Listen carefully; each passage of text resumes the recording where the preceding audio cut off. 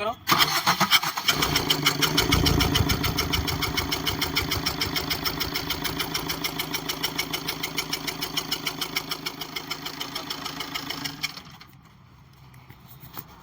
इस गाड़ी में पूरा इंजन का काम हो गया है, नीचे से लेके ऊपर तक, हेड से लेके नीचे slip, piston, piston ring, crank का सारा काम हुआ है।